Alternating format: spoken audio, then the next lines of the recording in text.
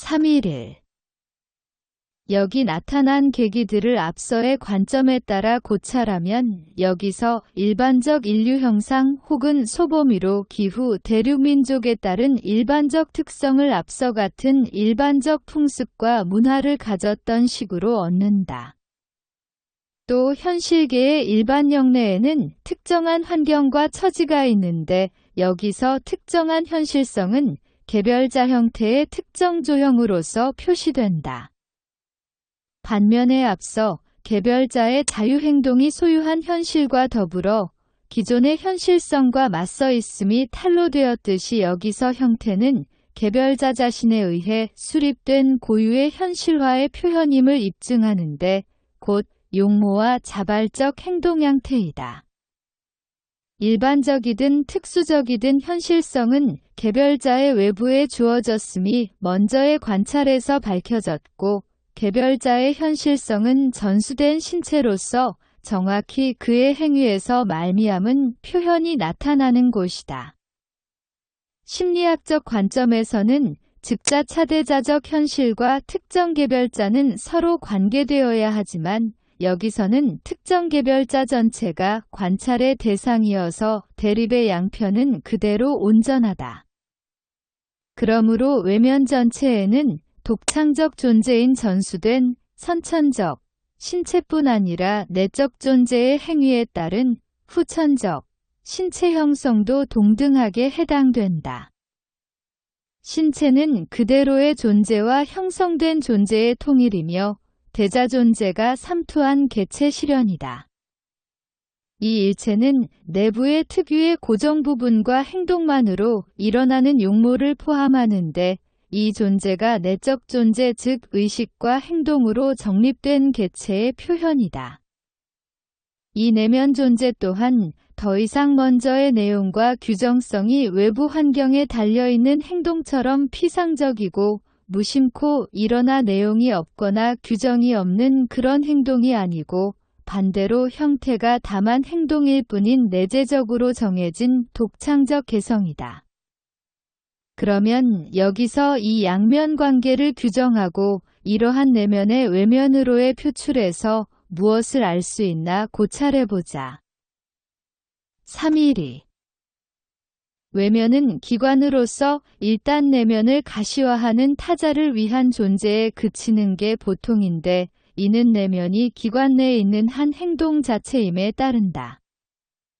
말하는 입이라는 손 여기에 발까지 모두가 행동하고 실현하는 기관으로서 안에는 행위 그 자체 또는 내면 그 자체를 간직한다. 그러나 기관으로부터 내면이 얻는 외부성은 개체로부터 분리된 현실 행동이다. 발설과 노동이 외현하여 외화하면 개별자는 더 이상 자내의 자아를 유지보전 못하지만 내면은 타자의 재량에 놓여져 완전한 외접의 기회를 얻는다. 이러한 이유로 인해 외현들은 내면을 과다 표현 혹은 과소 표현할 가능성이 같은 만큼씩 있다.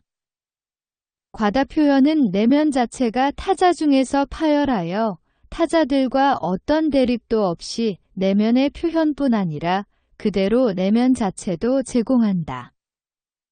과소 표현은 발설과 행동을 거쳐 내면이 개별자의 행위 등의 모양으로 이화되어 발언과 행적을 즉자 차대자와는 다른 어떤 의미로 왜곡하는 변화 요소의 재량에 놓이는 것이다. 타자의 작용에 따른 외부성에 의한 행동 결과들은 타개체들에 맞서 어떤 일정의 견지성을 잃을 뿐만 아니라 저들이 함유한 내핵과의 관계에서 저들은 분리되고 무관한 외부성으로서 행하기에 저들은 내핵으로서 개별자 자체를 통하여 저들이 나타나는 것 이상의 무엇이 될 수 있다.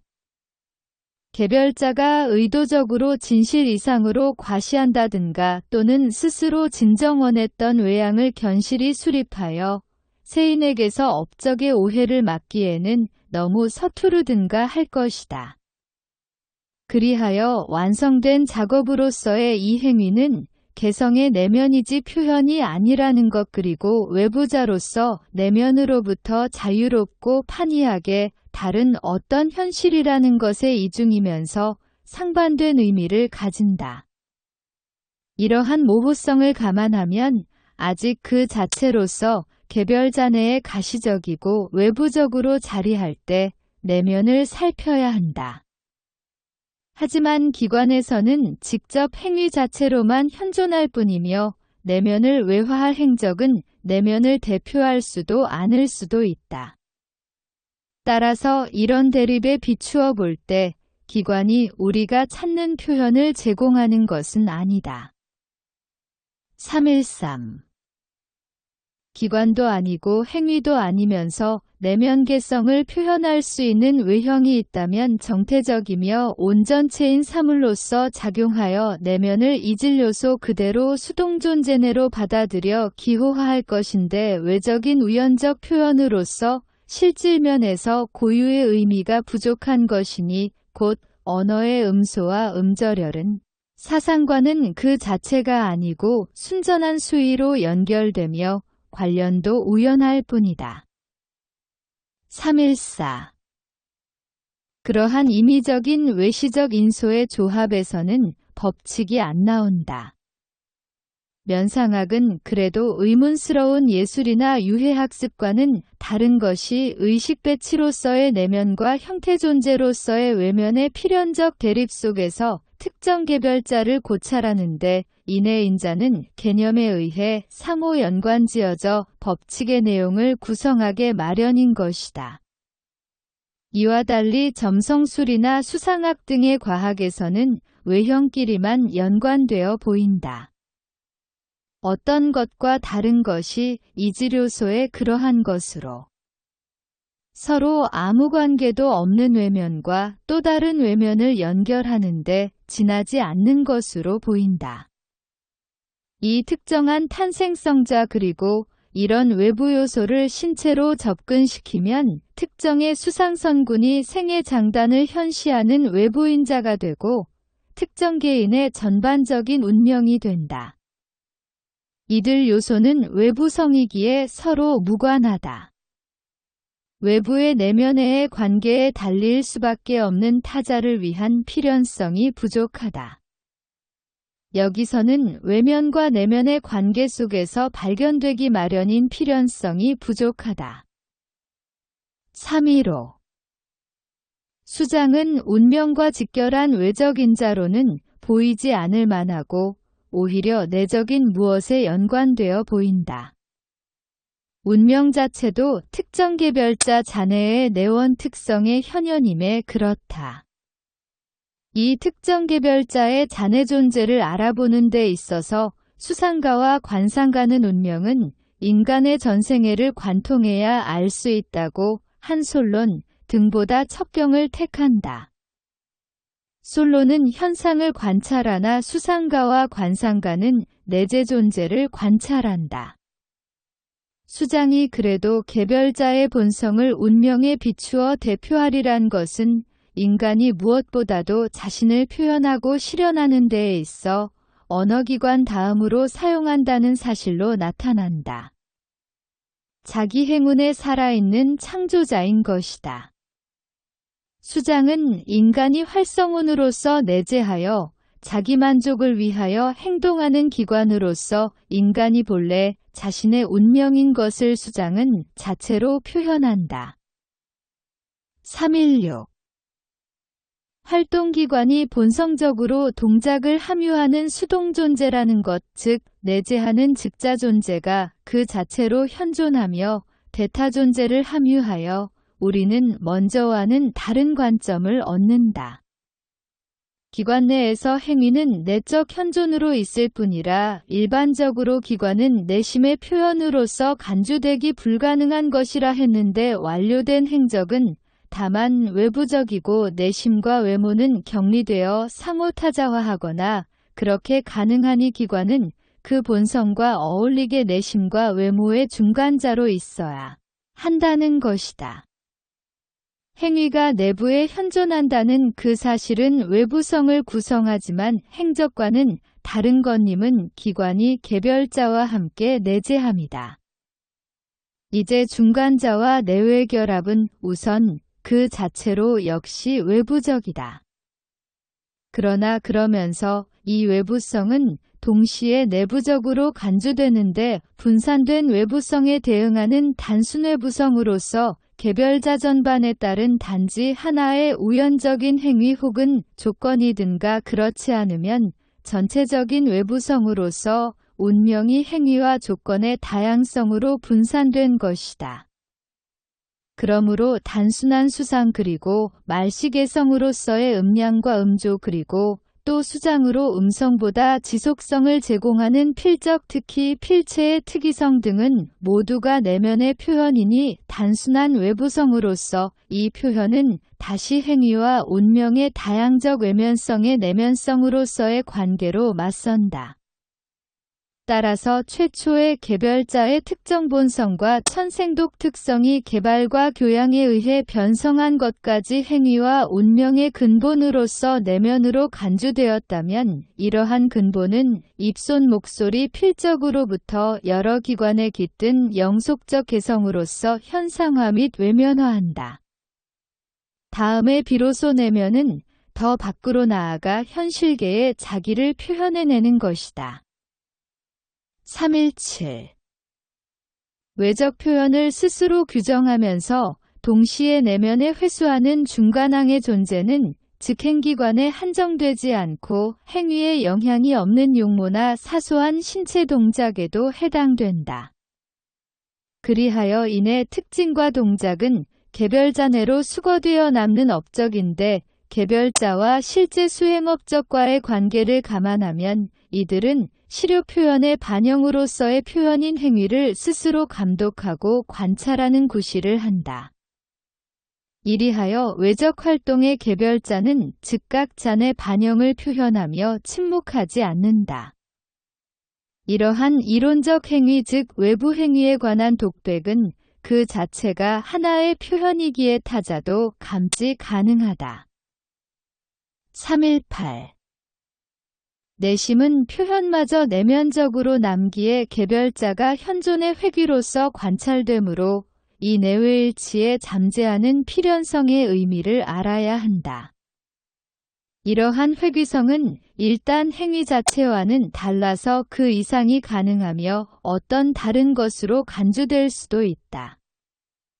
얼굴에는 언행 중인 것에 관한 성의 여부가 드러나지만 반면에 얼굴이 내심의 표출로 여겨진다는 것은 동시에 존재 그대로의 형태의 표현이기에 자의식 존재에 대해서는 단지 절대 우연한 존재의 등급으로 스스로 격하한다.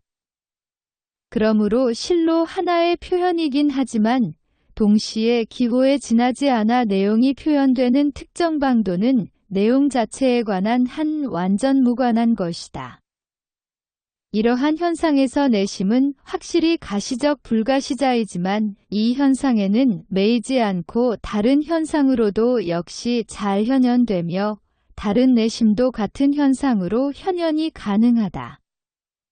관상가 리히텐베르크가 딜778 저서 관상학에 관하여 내서 바르게 지적한 것이 관상가가 한 사람을 파악했어도 그 사람 쪽에선 한 번의 의연한 결단으로 정체를 천년의 미궁에 넣을 수 있다는 것이다. 앞에서 본 관계성처럼 주어진 환경은 개별자가 순종하거나 개변함으로써 가능한 요구를 얻는 수동적 존재이므로 개별자의 본성과 필연성을 함유하지 않았기에 개별자에 있는 그대로의 존재는 그 실존과 잔의 존재로부터 반영되어 나온 존재의 사실을 표현하거나 개별자에게는 단지 하나의 기호로서 표기사항과는 무관하여 진정 나타내는 것은 아무것도 없으니 개별자에게는 표정이면서도 언제라도 벗어둘 가면이기도 하다. 개성은 형상에 침투하여 내부에서 동작하고 발설하지만 이러한 총체 존재는 마찬가지로 의지와 행위와는 무관한 존재로 전환한다. 거기서 개별자는 전업 즉 개성이 잔해로 반영되어 진성을 함유한 것을 말소하며 차라리 의지와 행위의 본성을 담아낸다. 3.19 개별자는 선묘로 표현되는 그런 잔의 반영을 포기하고 업적의 본성을 담는다. 이는 이성 본능이 자의식 개별자를 관찰하는 데 있어서 내면과 외면을 분별하는 관계 설정을 반박한다. 이러한 관점은 혹이 학문이라 부르고 싶다면 관상학이라 할 과학의 실로 기초를 둔 사상으로 우리를 유도한다. 이 관찰이 직면하는 대립은 실제와 이론의 대립의 형식이지만 양자의 범위는 실제의 측면 즉 지극히 보편적인 의미의 행위로서 자아를 실현하는 개별자 그리고 이 행위로부터 동시에 잔해에 반영된 존재로서 행위를 대상화하는 개별자와의 대립이다.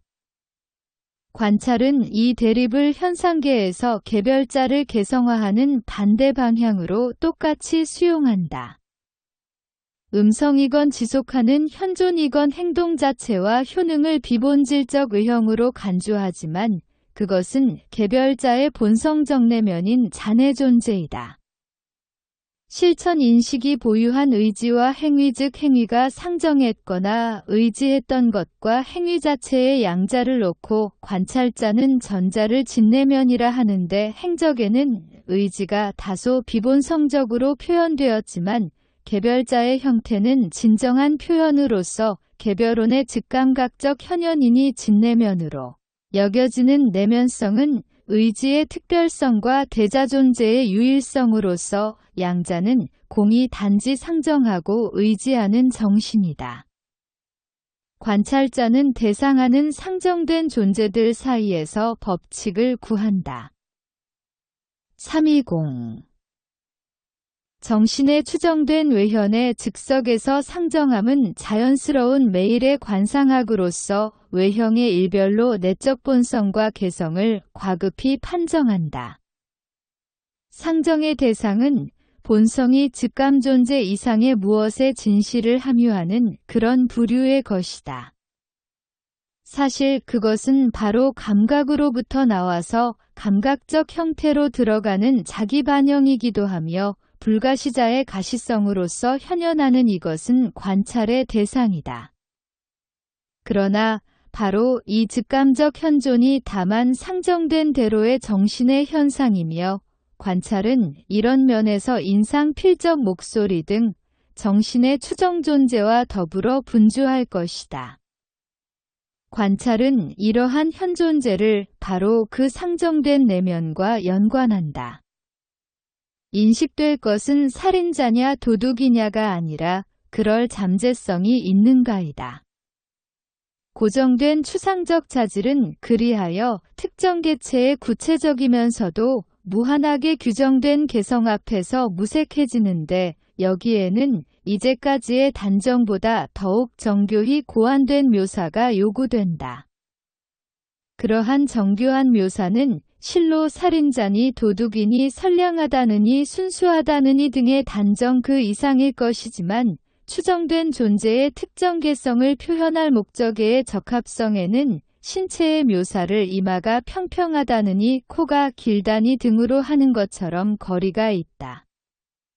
개체 형상은 개별자의 자의식과 한 가지로 상정 중의 존재로서는 표현 불가한 것이다.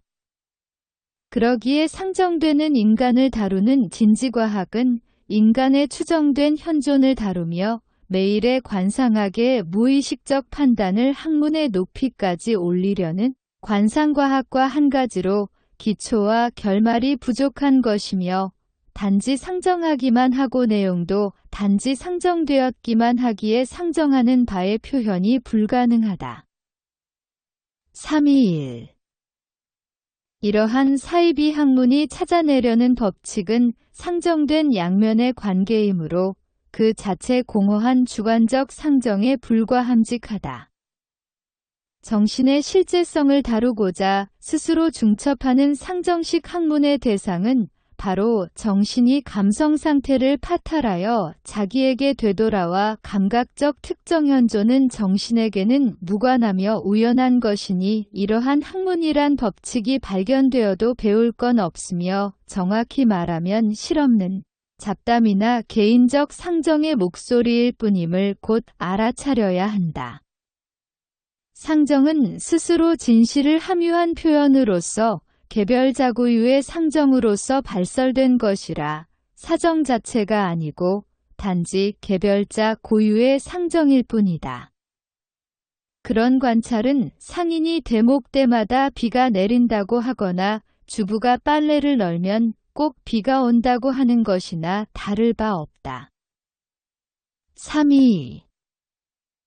관상학적 관찰을 이렇게 특정한 리히텐베르크는 또한 말하길 누군가 당신에게 자네는 정직한 사람인 양처신하지만 자기로 가식할 뿐 내심은 악한 것이 얼굴에 드러나 있네 한다면 당신이 늘 정직하려던 친구라면 듣자마자 따귀를 후려칠 것이 틀림없으리라고 했다. 이 대응이 적절한 것은 주관적 상정에 불과한 사이비과학의 인간의 실체는 얼굴에 있다는 등의 기본 가정을 반박하기 때문이다. 오히려 인간의 진실이라 할 행실 안에서 개인은 현실이 되며 상정되었기만 했던 것을 양쪽 측면에서 지향하는데 우선 신체적 정태 존재로서 기존재를 지향함으로써 존재하는 부정적 본질의 개별자는 행위로 지향된다. 그리고 다음의 행위는 자의식 개별자에 있어서 상정된 것의 표현 불가성을 똑같이 지향한다. 그러한 사념에서 개별자는 무한히 규정되고 규정 가능하다. 행적에서 이런 악순환은 사라진다.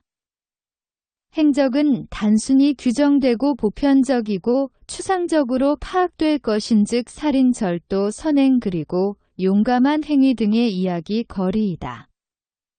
바로 있는 그대로이고 그 현실은 부호 따위가 아니며 사실 그 자체이다.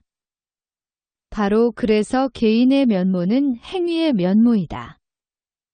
이러한 존재의 단순함으로 개별자는 타자들에게 보편적으로 현존하여 상정 상태를 지향한다. 행위에는 정신으로서의 인간이 명확치 않은 게 사실이지만 존재 그 자체로서의 문제이며 한 번의 체형과 행위가 이중대비되어 있을 때 양자가 그의 진존재를 유지하려 하는데 진존재로 승인될 것은 행위뿐으로서 행위에 따른 사념 혹은 타인이 다만 그가 행위 가능하다고 할 만한 것을 표현하려 했던 것인 얼굴이나 외양은 아닌 것이다. 이와 유사하게 한편으로는 사람의 성과와 잠재능 그리고 역량과 의지 같은 것이 대비되었을 때 성과만이 그의 참된 실질이 되는데 설령 그가 자기기만 하여 행동에서 잔해회귀하면서 내면 자기는 행적에서의 자기와는 별개라고 환상한다 해도 그렇다. 개성은 행위에 몰입하면서 대상의 장에 자기를 위탁하고 개변과 전도를 감수한다. 행위는 지속되는 실존인가 아니면 단지 환각적인 성취로서 덧없이 흘러가는 허무인가로 바로 그 성격이 정해진다. 행위는 객관적이며 변화가 없고 자기 존재를 보일 뿐인데 이 또한 존재하고 있지 않으니 곧 전연부재하다. 1. 진실한 인간 즉 그의 행위는 의지 및 세세한 유사류까지 분석됨으로 인해 설령 스스로 자신을 위하여 특별히 의도적으로 현실성을 꾸몄다고 해도 다시 다만 상정된 존재일 뿐이라는 구절로 설명해 넘기게 되니 이 모든 것은 단지 추측하는 아니람이라고 치부해야 한다.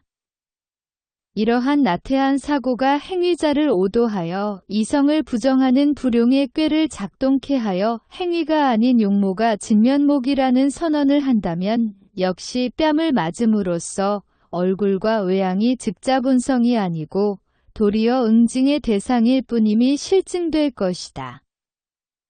3.23 이제 자의식 개별자가 외계에 대하여 맞서고 있음이 보일 수 있는 관계망의 범위를 전체적으로 살펴보면 아직 관찰 대상이 될 것이 하나 남을 것이다. 심리학에서 사물의 외적 실제성은 정신의 자의식이 반영되는 것으로서 정신을 인지 가능하게 하는 것이다.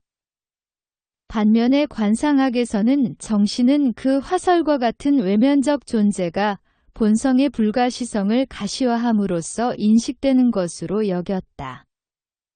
현실 면모에 추가의 규정이 남아있는데 개성은 견고히 건설되어 순수하게 존재하는 직접적 현실에서 본성을 나타낸다는 것이다. 이 관계가 관상학과 구별됨은 주장하는 개별자라는 사실인데 자기를 행위로 외화하면서 내부로 반영하고 성찰함으로써 전시하는데 이는 운동이면서도 본성상 매개된 정태의 표현이다. 그런데 아직도 고려할 규정은 외면은 지속적이며 전체적으로 부동의 현실이며 스스로 주장하지 않고 자의식 운동으로부터 벗어나 단지 자기로서만이 존재하는 물건이다.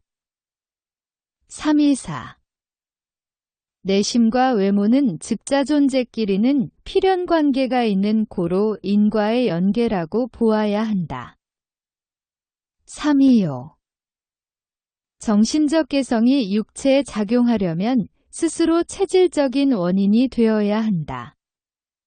개성이 원인으로서 동작하는 체질적 요소는 기관이지만 외계 현실에 대한 동작은 아니고 외향이 자기 신체에 국한한 자의식 존재의 내적 동작이다.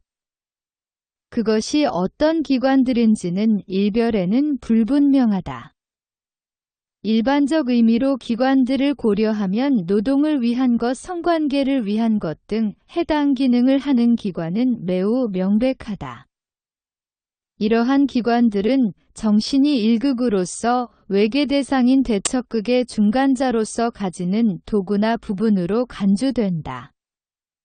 여기서 알아야 할 것은 기관 내에서 일극으로서의 자의식 개별자는 자기에 맞서는 체질적 현실에 대항하여 자기를 자기로서 지키면서 외향하지 않고 행위로서 자내에 반영하니 그 안의 기관 안에서 존재 양상이 더 이상 대타 존재가 아니라는 것이다.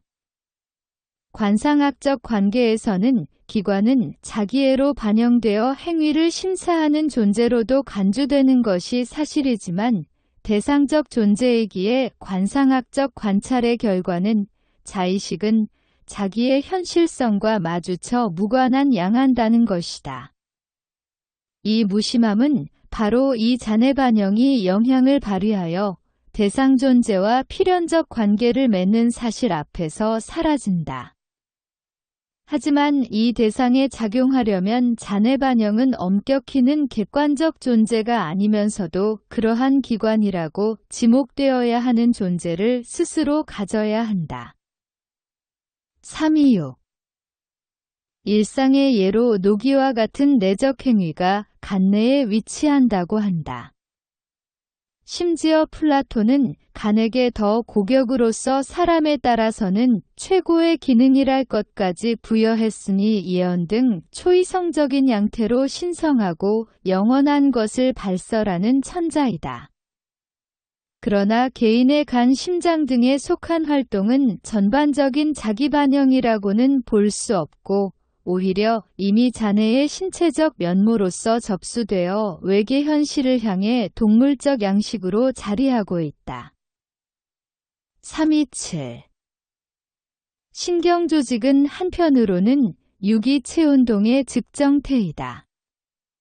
신경은 외향의식에 속한 기관인데 뇌와 척수는 비목적적이고 비관외적으로서 자의식의 자내즉현이라 볼 수 있다.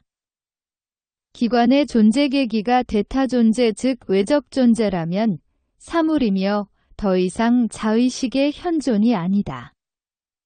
그럼에도 이러한 자내 존재는 바로 그 본성상 유동계통이라 거기 투척된 범주는 즉시 융해하며 여하히 지속되는 구분성이 없다. 그런데 정신은 추상적 단순체가 아니라 안에서 스스로 계기들로 분할되는 동작계통이면서 바로 이 분할 행위는 자유로우며 마치 정신이 신체를 여러 기능으로 분별하여 부위마다 하나씩의 기능을 할당하처럼 자네의 유동 존재는 분별화한 것으로 상상 가능하다. 뇌내에서 자기 반영하는 정신의 존재는 그 자체 다시 정신의 순수 본질과 그 신체적 분별의 중간자일 뿐이기에 양쪽의 본성에 관여해야 하는데 신체적 면모는 즉존재의 형태로서 중간자에 있어야 한다. 328. 정신적 유기성의 존재는 필히 정적이며 지속성의 존재인 측면도 있기에 대자존재성의 구석으로 물러나 이 측면을 맞서는 대극으로 삼아 스스로 원인으로서 이에 작용한다.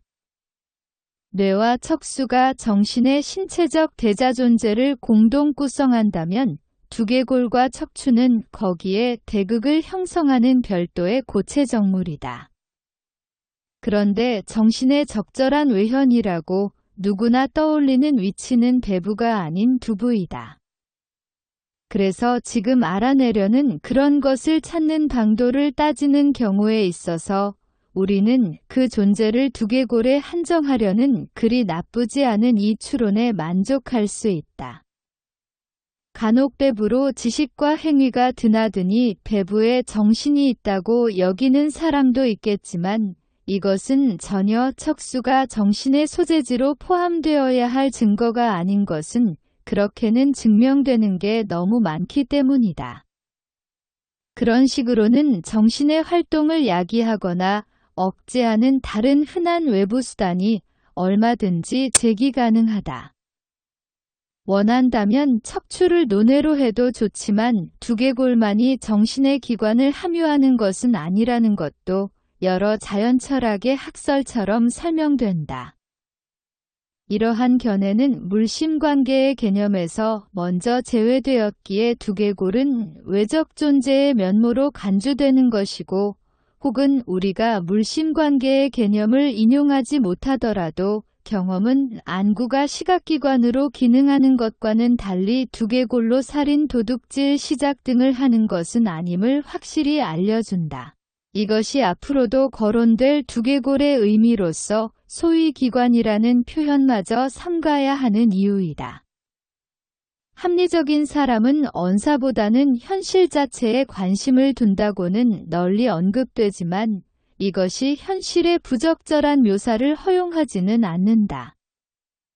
단지 적합한 어사를 찾지 못한 척 망상하며 진실은 물자체 즉 개념을 포착하는 데 실패했음을 감추려는 것은 명백한 무능력이며 자기기만이다. 개념을 파악했다면 적절한 어사를 얻을 것이다.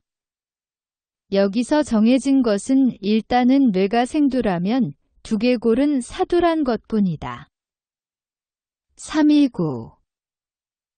그래서 이 사물의 뇌의 의사진행과 특수기능이 외현해야 하되 현존개별자내로 한정된다. 이내 작용과 기능을 사물로써 정신이 깃들지 않은 두 개의 연관짓고자 우선 앞서 설정된 외적인 기계적 관계를 제시함으로써 뇌내 이쪽의 기관은 밖으로 둥글게 밀고 저쪽에서는 편평히 하는 등의 동작을 한다고 두 개의 형태를 설명한다. 두 개도 기관계통의 일부이므로 모든 골격의 경우처럼 시시각각의 형성활동을 동반함이 믿어지는데 이 관점에서는 오히려 두 개가 곳곳에서 뇌를 압제하여 외곽을 설정하는 것이 그 견고함으로 인해 더 가능하다. 하지만 이 경우에도 상호동작의 결정에서 아직도 관계가 불변한 것은 두 개가 결정의 주체이냐 객체이냐 하는 것은 대자존재의 면모가 내인으로서 발견되어 두 개가 자의식의 직접 기관이 되는 것 말고는 원인에 연결할 아무 대안이 없기 때문이다. 그러나 사실인 점은 대자존재란 유기적 자연성으로 양편에 고루 자리하며 서로의 여느 인과관계는 제거된다. 그래도 양자의 발전은 내적으로 연결되어 유기적인 예정조화인데 서로 관계된 양면은 자유로 풀려나 각각의 형태를 가지며 서로 대응할 이유가 없고 이에 더해 형태와 진료의 관계에 관해서는 포도송이의 형상과 포도주의 맛이 아무 상관없는 것이나 같다. 그러나 뇌 쪽의 대자 존재가 규정되고 두개 쪽에는 현존이 규정되는 만큼 유기단일체 내 양자 간의 인과관계도 성립되는데 서로 외적관계 자체를 통해 각각의 모양이 상대에 의해 정해지는 필연적인 관계이다. 330. 그런데 자의식의 기관이 상대편의 원인으로서 작용하는 규정에 관해서는 어떤 얘기도 가능하다. 문제는 모양, 크기 등의 무관한 외현에 의거한 원인의 구성으로서 내적 존재와 대자 존재가 직접적인 외현에 관련되지 않는 세분종이 되는 그런 원인인 것이다. 우선 유기자연에 의한 두개 형성의 관계는 별도로 두 개에 관계하여 가해지는 여느 기계적 자극과는 무관한데 이 두 관계의 관계식은 전자가 자신과 자신의 관계지음이므로 바로 비규정성과 비한정성이다. 더욱이 만약 뇌가 정신의 차별을 자네의 현존차별로 받아들여 증가된 내적 기관이 각각의 소재를 점유한다 해도 영성이 원래 강했느냐 약했느냐에 따라 더 팽창된 뇌조직을 가질 것인가 위축된 뇌조직을 가질 것인가 혹은 그 밖에 어떠할 것인가는 미정으로 남을 것이다. 뇌가 그러한 다수의 내적 기관이 되는 것은 자연 이치에 맞지 않아 자연은 개념의 각계기들에 그들 자체의 존재를 부여하여 유기생명의 유동적 단순성을 분명히 한쪽으로 놓고 다른 쪽에 유기생명의 차별화된 분절과 구분을 분명히 놓아 이 과정에서 각 계기는 특정한 해부학적 대상물로 나타날 것이다. 뇌의 발달이 기관을 확장 혹은 수축할 것인가, 더 조방이 할 것인가, 더 세밀히 할 것인가의 문제도 미정이다. 어떻게 원인 설정이 되었는지 미정이라 두 개에서 어떻게 영향력이 생겼는지도 두 개의 확장작용인지 압축작용인지 미지이다. 이런 영향을 강조하여 자극이라고 해도 이것이 발포고에 의한 팽창으로 혹은 초에 의한 수축으로 발생하는지는 미정이다. 이런 류의 모든 관점에 이로적 배경의 지원이 가능함은 역할을 담당하는 유기적 관계가 그만큼 한 관점을 다른 관점과 조화시키고 각각의 총지 모두에 무관하기 때문이다. 331. 그러나 이 관계를 관찰이 수색하여 규정할 것이 아님은 여하튼 간에 한쪽 편에 있는 것은 물적 자격으로서의 뇌가 아니며 개별자 의식 존재로서의 뇌임이다. 존속성이며 자연자각적 행동인 개별자는 대자이며 자내에 존재한다. 이 대자내자에 맞선 것이 그 현실성이며 대타존재이다. 대자내자는 뇌내에 재를 갖는 본질이며 주체인데 이 재는 주체하에 속하며 내재하는 의미로서만 가치를 얻는다. 그러나 자의식 개별자의 다른 면모 즉 그 외적 존재의 면모는 독립적이고 주관적인 물체 즉 뼈이니 인간의 실체성과 존재성은 두개골에 있다.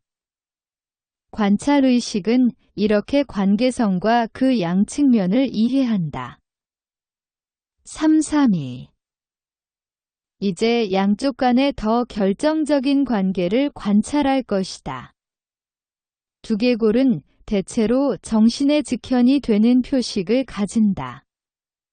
그러나 정신의 다면성은 그 현존에도 상당한 의미 다양성을 제공한다. 이 현존이 분화된 특정역의 고유의미를 찾아야 하고 이들 제역이 그 고유의미의 지시자를 어찌 함유하는지 알아내야 한다. 333. 두개골은 활동기관도 아니고 발성기관도 아니다. 절도 살인을 저지를 것도 아니며 최소한의 표정 변화로 행위를 시사하지도 않는다. 이 현조는 기호의 역할도 않는다. 사람의 표정, 자세, 성색, 심지어 사막에 세워진 기둥과 팻말이라도 단지 첫눈에 보였던 것 이상을 의미함이 그대로 나타낸다. 이들은 자네에 마땅히 하속하지 않는 다른 무엇을 가리키는 특성을 가지기에 단번에 기호임이 드러난다. 두개에 관해서는 햄릿이 요리개 두 개를 놓고 그랬듯 다양한 상기도 가하지만 두개골 자체는 독립적인 자연물이기에 단지 뼈라는 것 말고는 거기서 다른 어떤 것이 그대로 보이는 것이 아니고 거기로부터 환상이 도출되지도 않는다. 물론 거기서 뇌와 그 특성 그리고 다른 형태의 두 개가 상기되지만 표정이나 자세나 의식행위로부터 왔다 할 것이 어느 것도 각인되지 않았으니 의식작용이 아닌데 이는 개성의 색다른 측면을 전시하는 역할의 현실자로서 더 이상 자기 반영이 아니고 순수한 현존임에 따른다. 334. 더욱이 두개골은 자감이 없는데 특정 감각이 두 개에 근접함으로 인해 두 개가 옮긴다고 믿어지는 것을 확인 가능하게 하리라는 사실에서 아마도 더 특별한 의미가 여전히 발견되리라는 것이고 정신의 의식적인 상태가 두 개의 특정 부위에서 감각될 때 이 부분의 모양은 정신의 상태나 특성을 나타내리라는 것이다. 예를 들어 어떤 사람은 고뇌 중에는 머리 어느 쪽에 통각적 긴장을 호소하기도 하고 혹은 아예 절도살인 시작 등을 생각할 때 해당 감각이 특정 부위에 일어나는 것이다. 이렇게 더 자극받고 활성화되는 뇌부위는 아마도 인접한 두개골 부위를 발달시키거나 특정 부위가 동정이나 동감에서 무력하지 않고 어떤 방향으로 형태를 확대, 축소, 변형할 것이다. 이런 가설이 받아들여질 수 없는 것은 그러한 감정은 애매한 것이고 중심으로서의 머릿속의 감각은 온갖 번민을 동반한 일반적인 동정일 것이어서 육체적 관점에서 보아 두통이 어느 병의 징후인지 진단하기 어렵듯이 도둑의 살인자의 시인의 머릿속 근질함이나 아픔은 여느 신체적인 느낌과도 혼동되듯 서로 분별되지가 않음이다. 335. 사실 이 사안을 어떤 면에서 바라보건 이들 간의 필연적 상호관계는 전혀 없고 그런 관계에 직접적 근거도 없다. 그럼에도 굳이 관계가 있다고 한다면 이를 위해 남아있는 필수 요소는 양면에 해당된 규정에 비합리적이고 방종한 예정조화인데 이는 둘 중에 하나는 비정신적 현존이며 단지 물건임에 따른다. 그래서 한편에는 두 개의 여러 부위가 정태로 있고 다른 편에는 여러 정신적 속성이 심리상태에 따른 수효와 성질을 가진다. 정신의 사념이 빈핍할수록 이 편의 과업은 쉬워지는데 부분적으로는 마음에 딸린 속성이 적기에 또 부분적으로는 분별되고 고정되고 야물기에 뼈의 성질에 가깝게 견줄 만한 것이다. 정신사념의 빈핍으로 과업이 퍽 쉬워졌다 해도 양편이 할 거래가 남았는데 이들 관계의 총체적 우연을 관찰하는 일이다. 해변의 모래알처럼 많다는 삶. 이스라엘 자손이 모래알 각각을 각자에게 해당시킨다면 그 무관성과 무작위성은 각각의 영혼자질에 각각의 감정에 그리고 여기 똑같이 고려될 것이 고급의 심리학과 인간 본성 지식에서 거론하기 좋아하는 각각의 성격의 두 개와 그 골상의 특정 구역을 할당하는 것보다 조금도 심하지 않을 것이다. 살인자의 두 개의 기관도 기호도 아닌 혹이 있다. 그러나 이 자는 다른 혹, 철기, 들도 있으며 유함도 있어서 어느 속성이 특성의 관건인지를 골라야 한다. 살인의 자질이 여느 철기나 유함을 거쳐 다시 어떤 심리적 속성에 연관될 수 있는 것은 살인자가 단지 살인자의 이러한 추상이 아니며 오직 한 개씩의 철기나 유함을 가진 것도 아니기 때문이기에 이런 점에 몰두하는 것은 마치 상인이나 주부가 명절 대목이나 빨래하는 날이면 하필 비가 온다고 하는 그런 관찰이나 다를 바 없다. 상인이나 주부는 어떤 이웃집 사람이 지날 때나 저육볶음을 먹을 때면 늘 비 온다는 식으로 관찰할 수도 있는 것이다. 우천이 이런 환경과 무관하듯이 관찰자에게서는 정신의 특정 규정성이 두 개의 특정한 형성과 무관하다. 이 관찰의 두 대상을 보면 하나는 건조한 대자 존재로서 정신의 형애적 속성이고 다른 하나는 역시 건조한 즉자 존재인데 이들 같은 형애적 존재는 다른 여느 것들과 완전 무관하다. 큰 혹이 살인자와 밀접한지 살인자는 낮은 코와 밀접한지는 무의미한 것이다. 336. 물론 어떤 부위의 철기가 감정 등 특정 속성과 연관될 가능성이 남아있음은 부인할 수 없다. 누구나 살인자는 머리뼈 이 부위에 큰 혹이 있고 도적은 또 다른 부위에 있다며 상상이 가능하다. 이런 관점에서 골상학의 적용 범위는 넓어지는데 당초에는 개인에서 한 철기를 한 속성에 연관하는 것, 즉 두 가지가 한 개인에 속한다는 것에 한정되는 것 같았지만 자연적인 혹은 일상의 골상학은 자연관상학이 있듯 소위 그런 과학이 있어야 하니 이미 이 제한을 넘어서 교활한 자는 주먹만한 혹이 귀 뒤에 있다고 할 뿐더러 부정한 아내의 상대자의 이마에는 융기가 있다고 한다. 이런 식으로는 살인자의 동거인 이유 심지어 같은 동리 사람들까지도 두 개 어딘가 큼직한 혹이 있다고도 마치 나귀를 탄 개에게 애무를 받고 비상하는 소 등등을 상상하듯이 가능하다. 그러나 가능성이 상상의 가능성이 아니라 내적 가능성 즉 개념의 가능성이라면 골상학의 대상은 순수한 물건류의 현존이고 동류의 의미가 없어 상상에서만 의미를 가진다. 337.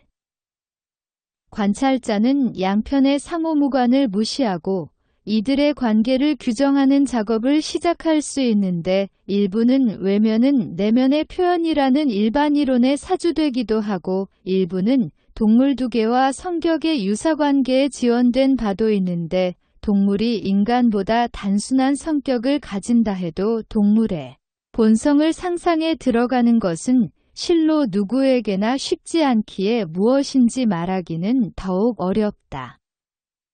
그래도 관찰자는 발견하려는 법칙의 확실함을 우리에게 단언하면서 우리도 필시 알아볼 구별에서 획기적인 단서를 발견할 것이다.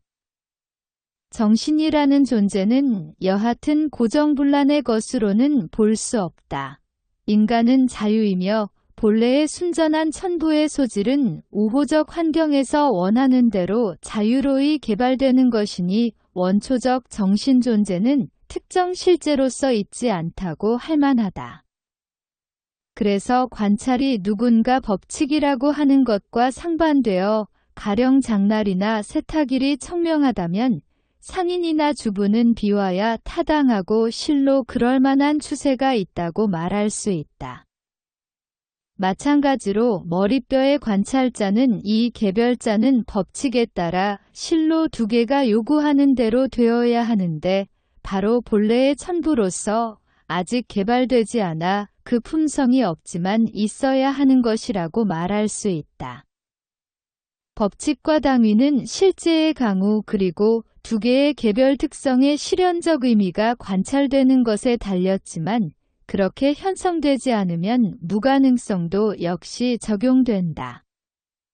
확립법칙의 이러한 비현실적 가능성 즉 법칙에 어긋나는 관찰은 필연적으로 개별자의 자유와 소질 개발 환경은 그대로의 존재 일반 그리고 본래의 내면과 외적 형해의 공이 무관하며 또한 개별자는 내면의 천부 이상으로 더욱이 형의 이상으로의 무엇이 될 수 있다는 사실에 근거한다. 338. 그러면 머리뼈의 융기나 함몰은 뭔가 현실적인 것이나 적어도 잠재적인 천부를 표시하는 것이 될 수가 있는데 이는 비현실적인 것을 표시하려고 부정정의된 것이라 졸렬한 탁사가 의례 그렇듯이 본래의 해명 대상을 오히려 부정한다.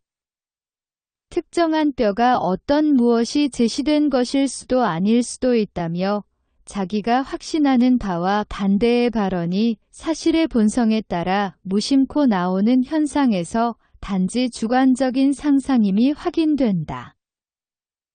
339. 몽상자가 이렇게 책임 회피할 때 뇌리에 떠오르는 것은 실로 참된 사념은 그 상을 지우니 그렇게 존재함은 전혀 정신의 진리가 아니라는 것이다. 소질 자체가 근원적 존재로서 정신의 활동에 불참하듯이 뼈도 그 면에서 그러한 존재이다. 정신적 활동 없이 다만 존재하는 것은 의식으로서는 물건이니 의식의 본질은 어림없고 도리어 반대편인 것이며 의식은 오직 그러한 존재를 부정하고 말사람으로서 비로소 자기의 현실적이다. 이런 관점에서 보아뼈를 의식이 현실화된 존재인 양 내세우는 것은 이성의 완전 부정이라고 봐야 하는데 그런 소리가 나도는 것은 외형은 다만 존재하는 바로 그 현실성이라며 뼈가 정신의 외재로 간주될 때이다. 내면은 외형으로부터 왔을 뿐 어떤 다른 것이며 외형은 내면 자체가 아니고 표현일 뿐이라고 해본들 소용없다. 양자의 상호관계에서 자성적이며 사념형으로서의 현실 규정은 내적 측면에 오는 반면 밖에는 단지 존재하는 현실 규정이 자리하기 때문이다. 따라서 누구에게 내 뼈가 이리 생겼으니 너의 내면은 이런 부류라고 한다면 나는 뼈를 너의 현실로 간주한다는 것이나 다름없다. 그따위 판단에는 뺨을 후려치며 대응하는 것은 앞서의 관상학에서 비슷한 예를 든 바와 같은데 우선 연약한 부위인 얼굴에서 그 위세와 위상을 허문다 해도 얼굴은 자네의 진실이 아니고 정신의 현실도 아니므로 여기에서의 보복은 엄밀히 보자면 그런 판단을 하는 자의 잔꾀에 걸맞은 응대를 실천하고자 그의 두 개를 때리는 정도까지 가서 뼈는 자네 존재가 아니며 진실에 매우 미달함을 시전해야 하는 것이다. 340. 자의식이성에 조야한 본능은 이제 외형이 내면의 표현임을 무지막지하게 파악하며 살짝 인지 단계에 오른 또 다른 관찰 본능인 골상학 따위는 내던질 것이다. 설상이 열악할수록 약점이 특별히 어디 있는지 덜 발견되고 문제점을 분석하기는 어려워진다. 설상이 열악하다 할수록 그 핵심이랄 것은 단순하고 공허한 것이다. 여기서 관건이 되는 대립의 양편에는 자기를 의식하는 개별성 그리고 전적으로 물건이 된 외면의 추상성이 있는데 정신의 내면 존재가 고정된 비정신적 존재로 파악되었지만 정말로 그런 고정 물건과는 대립하는 것이다. 관찰 담당 이성은 이 정도 왔지만 마치 정점에 오른 듯도 한데 전적으로 열악한 사태에 이르러 비로소 반대로 돌아야 할 필요성이 임박하기 전에 자기를 포기하고 반환점을 돌아야 하는 것이다. 유대 민족은 구속의 문전에 있다는 바로 그것으로 인해 타락하여 징계받아 왔다 할 수 있는데 민족이 즉자차대자로 있을 민족 정신을 구현하지 않고 피안에 두고 말았던 것이다. 외화된 것을 되돌릴 수 있다면 있는 대로의 안정으로 남음보다 높은 자존의 가능성을 창조하는데 이는 정신은 전현 자기애로 돌아온 저항이 클수록 자라남에 따르지만 저항 발생은 즉처의 통일성을 포기하고 자신의 대자존재를 외화함에 의한다. 그래도 그러한 의식이 자기 반성을 않는다면 이 의식이 점유하는 중개소 혹은 중간자는 들어차 충만해야 할 것이 불행히도 양극에 고정되어 버렸기에 공허하고 관찰력 아래 이성의 이러한 종막은 최악이며 반전은 필연이다.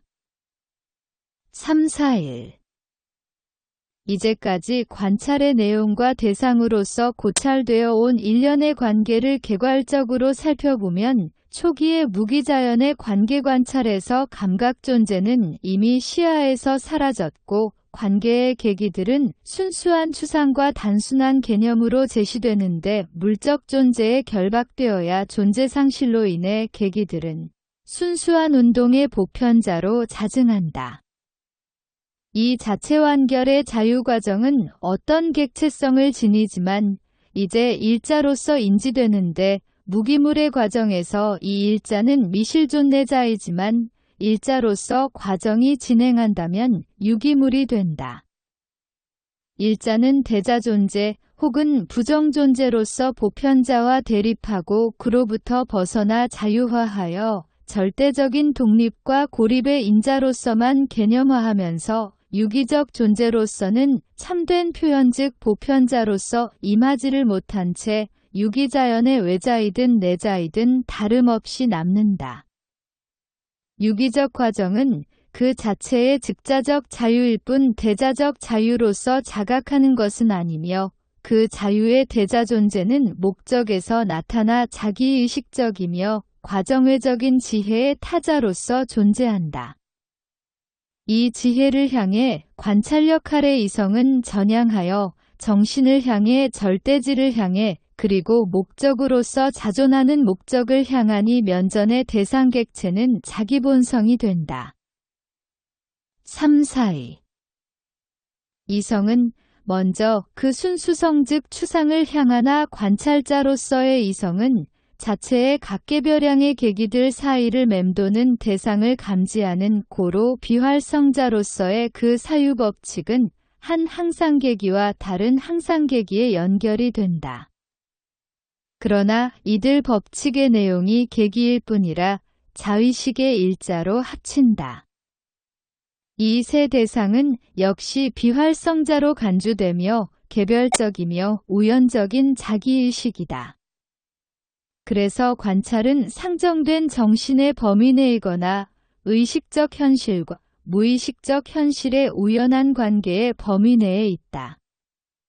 정신만을 따지면 그 자체로 이러한 관계가 당연하기에 정신을 더욱 가까이 살핀 뒤 관찰은 의지하고 행위하는 실존을 숙고하고 반성하여 자체 대상화된 실존과 비교한다. 이 외적 측면은 개별자의 고유 언어이지만 동시에 기호이면서 표시하려던 내용과 무관한데 기호가 표시하려는 것은 기호와 무관한 것이다. 3-4-3 이런 이유로 관찰은 결국 기존의 무상언어에서 고정존재로 제기하며 자기의 아는 바에 따라 외형은 정신의 기관으로서도 언어로서도 부호로서도 아닌 사물로서의 외적 직접 현실이라고 선언한다. 무기자연의 최초 관찰에서 지향되었던 것 즉 지성은 무령으로서 현현해야 한다는 관념은 여기 관찰의 최종 형식에서 복원되어 정신의 현실 자체를 물체화하거나 우회적으로 다르게 표현하면 비생명 존재에 정신적 의의를 부여한다. 이제 관찰은 그에 관한 우리의 지식이 무엇이었는지 즉 이성의 확실함이 객체로서 자신을 찾는 것임을 선언하는 지점에 이르렀다. 물론 여기서의 관심사는 두 개로 표현된 정신이 물건이라고 하는 것이 아니고 이 바닥에서의 소위 무슨 유물론을 논하자는 것도 아니며 오히려 정신은 이내 뼈들 그 이상의 무언임을 의시합니다. 그런데 정신을 그냥 있다고만 한다면 그것이 물건이라는 것에 불과하다. 그러한 존재성 즉 물성을 정신에 적용한다면 솔직히 말해서 정신이란 뼈와 동류라는 것이다. 그러므로 정신에 관한 단도직입적 서술을 위하여 정신은 그저 있다는 진정한 표현이 발견되었음은 지극히 중요히 취급되어야 한다. 다른 관점에서 정신에 관해 그것은 있으며 존재성을 가지며 물건이며 단일에 분별된 현존이라 할 때 이것으로 정신을 우리가 시각하고 장악하고 촉각하는 등을 할 수 있는 것이라고 할 의도는 아니었어도 현실로 전언되고 있는 의미는 정신의 존재는 뼈라고 말함이나 같은 것이다. 344. 이제 이러한 결과에는 양의가 있다. 하나는 그 진의로서 이전의 자의식 운동의 결과를 보완하는 한에서이다. 불행한 자의식은 그 독립성을 방기하고는 열투 끝에 그 대자 존재를 물건의 격하했다. 그리하여 자의식으로부터 의식 즉 대상이 단지 존재할 뿐인 물체인 의식으로 돌아오지만 여기서 물체로 취급된 것은 기실 자의식이며 자아와 존재의 통일체로서 범주이다. 의식의 객체는 이성을 지닌 의식을 위해 규정된다. 의식은 자의식처럼 잔해적으로 이성이지만 대상이 범주로서 규정된 의식만이 이성이 있다고 할 만하다. 그렇지만 이성이 무엇인지 아는 것과는 여전히 다르다. 존재와 존재자가 그대로 일체화된 것인 범주는 두 형식을 통과해야 하는데 그것은 바로 범주가 존재의 형태로 자시하는 것을 관찰하는 의식을 위한 것이다. 이 의식은 결과적으로 무의식적 확신을 명제로서, 즉 이성의 개념에 함의된 명제로서 진술한다. 이 명제는 자기가 물체라는 무한 판정으로 자기를 지향한다. 결론적으로 범주는 자기지향의 대립이라고 추가로 규정된다. 의식에게 직존형으로 있는 순수 범주는 아직 중개되지 않고 다만 주어진 대상이며 의식 역시 이 관계에 중개되지 않았다. 이 무한 판정의 계기는 직접성을 중개성 즉 부정성으로 바꾸는 것이다. 주어진 대상은 결국 부정적 객체로 규정되지만 의식은 이에 대상하여 자의식으로 규정되는데 환원하면 관찰 과정에서 존재의 형태로 일관해온 범주는 이제 대자존재의 형태로 자리하여 의식은 더 이상 자기 그대로를 찾으려 하지 않고 자기 행위로서 자기를 조성한다. 관찰 대상으로 오로지 물체만을 다루어 왔던 의식은 그 자체가 의식 행위가 향하는 종착이 되는 것이다. 345. 앞선 결과의 또 다른 측면인 개념 없이 하는 관찰의 의의는 이미 고려된 바 있다. 이 관찰 행위는 의식의 한결같은 대상이며 감각되는 물체인 뼈가 자의식의 현실이라고 무지하게 잡아떼는 것 이외에 자기를 이해하고 표현하는 다른 길을 알지 못한다. 그러면서도 자기 주장의 시사점에 관한 명료한 의식이 있지도 않고 자기 명제에서 주어와 수어의 특성과 양자관계를 파악하지 않으며 무한자기지향적 판정과 그런 개념에 관한 감각에서는 더욱 그렇다. 오히려 천성적 성실성처럼 보이는 정신의 심오한 자의식에 의해 뼈를 자의식의 현실이라는 비이성적이고 조략한 사상의 무엄함을 감추고자 무작위로 의미 없는 부호와 기관 등 각종의 모든 인과관계를 섞어 그들에서 나오는 재차별성으로 명제의 황당무계함을 감춘다. 346. 뇌섬유류가 정신의 존재로 간주되면 개인의 머리에만 존재하는 가설적 현실에 불과하고 만져지고 보이는 외적 존재인 진짜 현실이 아니며 그것이 밖으로 나와서 보이는 상태라면 사물이며 더 이상 정신의 존재로 통하지 않는다. 하지만 적절한 객체성은 즉각적이어야 해서 이 사물객체에는 마치 활물 자체 내에 사물이 있다면 뼈가 그 사물이듯이 정신이 노골적으로 사실화된다. 이러한 국리저변의 개념은 이성은 스스로 종합물성화하며 순전한 객체적인 물성도 가능하지만 국리는 개념 안에만 해당하거나 개념만이 이 국리의 진실인데 개념이 순수할수록 내용이 개념이 아닌 상형의 형태에 있다면 국리가 더욱 우매해지니 자기지향적 판정이 그 무한성이 아닌 고정된 명제를 인식한다면 그 주부와 술부는 각각 스스로 유효하여 자체는 시종 자체이고 물체는 시종 물체이면서도 서로 뒤바뀔 수 있다. 본질상 개념인 이성은 그대로 자체와 반체로 갈라지는데 바로 그 이유로의 대립은 똑같이 곧바로 지향된다.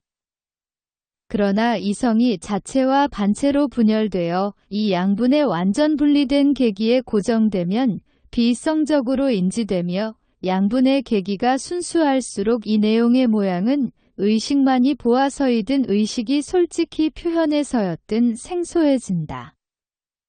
정신이 내면에서 인출하는 심오함은 비록 상상의식까지만 와서 머문다 해도 이와 더불어서 의식이 실제 말하는 바에 관해 무지함은 생명체 안에서의 고저성품의 결합과도 같으니 자연은 질박하게 구현하길 최고의 성취의 기관 즉 생식의 기관을 배뇨의 기관과 결합했다.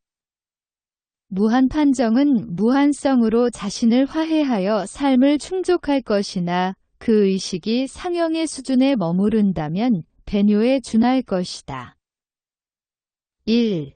A. V. 밀러 영문판의 부재 2. 셰익스피어 햄릿 도막 1장 3. 창세기 2장 5절 등